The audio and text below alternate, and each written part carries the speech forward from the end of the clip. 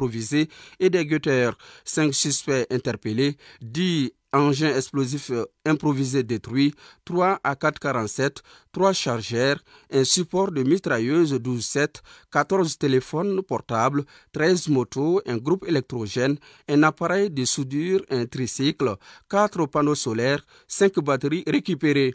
La base de Doula et un laboratoire d'engins explosifs improvisés dans la forêt de Djidjan ont été détruits. Dans le cercle de Djéné, les femmes dans la recherche des terroristes responsables des récentes exactions contre les populations ont consolidé leur réorganisation dans la zone suite à la réaction contre la double attaque complexe d'engins explosifs improvisés avec le bilan de 4 morts au combat, 10 blessés et d'importants dégâts matériels.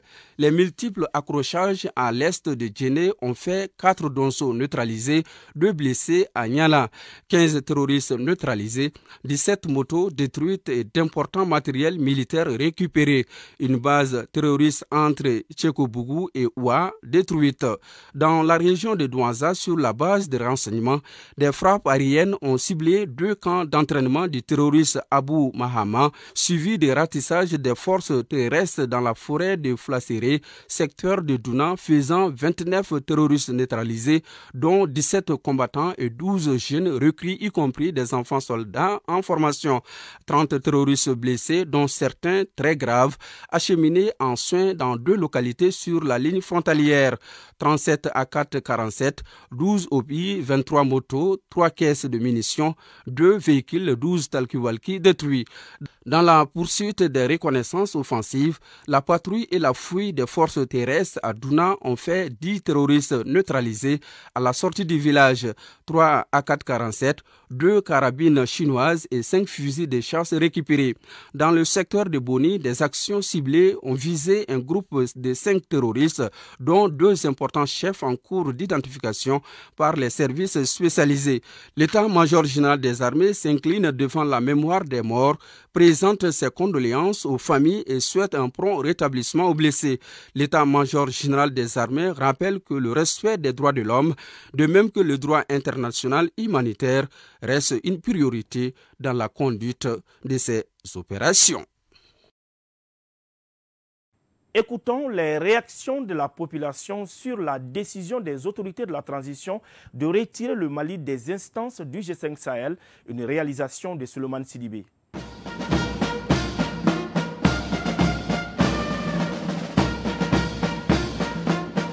Jɛkulu ni bi ala ni boyenen ti a kɔnɔ I yɛrɛ ɲini d'autant plus que a chaise bɛ anw de fɛ yan nɔ ni ma fili a hakilina taara anw de fɛ yan nɔ jamana duuru in si u bɛɛ ka hakilinaw b'a la mais an bɛ anw de fɛ yan nɔ donc ni a yera k'a fɔ ko hakilina wɛrɛw bɛ ta a la k'a sɔrɔ anw t'a la vraiment ne b'a ye an k'an yɛrɛ b'o la jɛkulu ni boyenen t'a kɔnɔ dɔrɔn I yɛrɛ ta ka bɔ o la. Je pense que les critères évoqués par le gouvernement sont légaux, légitimes.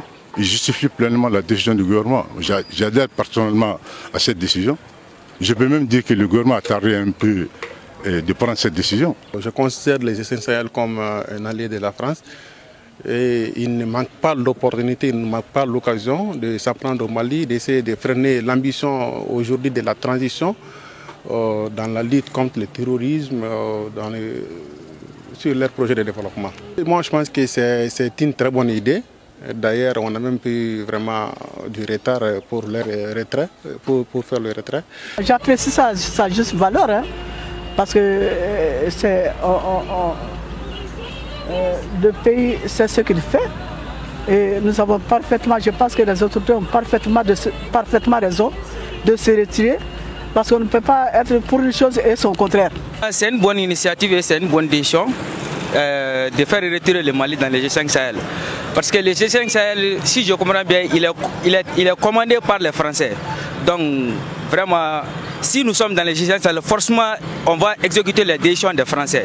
Donc, il est temps, vraiment, il est temps. Parce que G5 est un peu quoi. Depuis G5 est un peu G5 est un peu bon, on a sorti le ça, bon, chez nous, on Dugura, Dugubegachi, bon, on a pas fouillé.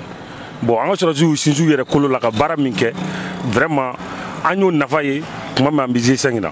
donc n'an sera ka bɔ G5 na a bɛ diya n ye kosɛbɛ parce que an mago bɛ min na an ka jamana kɔnɔ an ka sɔrɔsiw bɛ se ka o baara kɛ kosɛbɛ parce que G5 diginnen bɛ anw yɛrɛ de kan parce que an ka jamana kɔnɔ a nafolo bɛ bɔ anw de kunna yan a kɛlɛkɛcɛ a fanba y'anw de ta ye parce que u nalen bɛ k'u bɛna anw de dɛmɛ bon ka taa sɔrɔ kɛlɛ b'anw de kan bon o dun tɛ k'an dɛmɛ f'u bɛ ka an ka jamana de coron ka taa.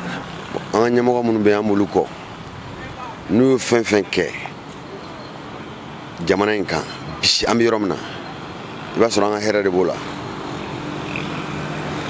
n'i y'a ye k'u ka taa i b'a sɔrɔ an ka hɛrɛ de t'a la an bɛ yan k'u soutenir de. u kan ka bɔ bi u kan ka bɔ sini walayi Mali sɛgɛnna fama minnu b'an kunna olu de ye Mali tabaga yɛrɛ yɛrɛ de hali ne yɛrɛ tɛ fɛ u ka bɔ fanga yɛrɛ la bilen walayi u ye nin kɛ a diyara ne ye fo k'a dama tɛmɛ. sɔrɔsi fanga in n'an ka hɛrɛ b'a la Ala ka a ta ɲɛ n'an ka hɛrɛ t'a la n'a ka kɛ cogo min na Ala de b'u dɔn Ala ka kɛ ten. Dans l'entretien de la semaine, Bassirou Seiba Bamba, juriste et directeur de l'Académie de Kenyeba, nous parle des enjeux de cette décision des autorités de la transition de retirer le Mali des instances du G5 Sahel. C'est au micro de Awa Kamara.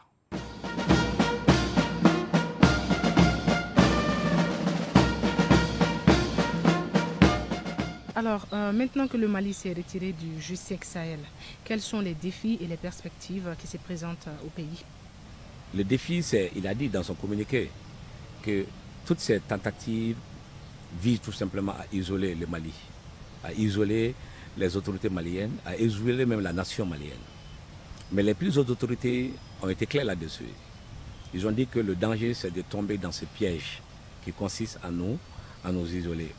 Mais au-delà de cette prise de conscience, le défi, c'est que le G5 Sahel va cesser d'exister en réalité.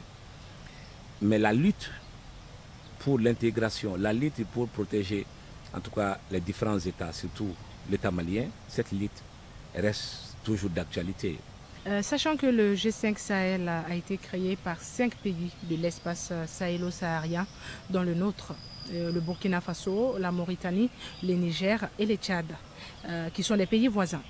Alors, ces retraits pourraient-ils impacter sur les relations du Mali avec ces pays?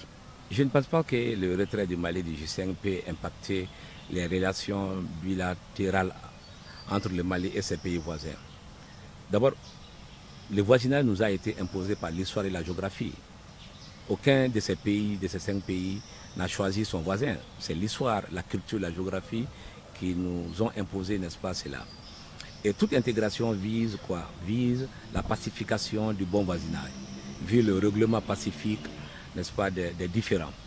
Moi, je pense que dans les rapports entre des nations, il n'y a pas que l'intégration avec multilatéralisme. Il y a l'intégration bilatérale. C'est pour vous dire que dans le processus même de l'intégration en droit, il y a l'accord avec plusieurs États, comme il y a l'accord entre État à État. Le retrait du Mali va amener le Mali désormais et à ces pays-là de privilégier obligatoirement et impérativement les accords bilatéraux parce que les défis restent transnationaux et les défis restent communs, c'est-à-dire les défis du djihadisme, les défis du terrorisme. La bande sahélo-saharienne est un endroit qui est commun aux 5 pays. Donc les 5 pays sont obligés, en tout cas entre eux, de privilégier, de continuer à échanger et à définir entre eux, entre les différents états-majors, les stratégies pour mieux mutualiser pays à pays, afin de lutter contre, n'est-ce pas, ces défis qui n'a pas de visage et qui ne connaît pas les frontières.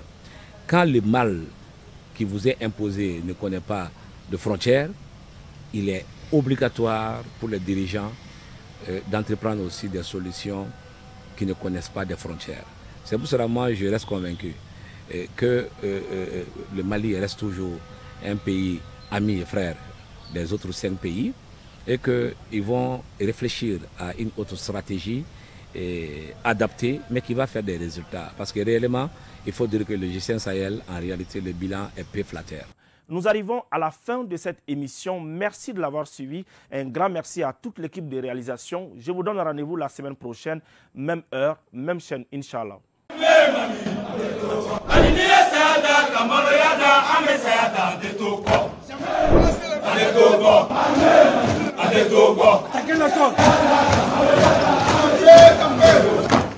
Mali.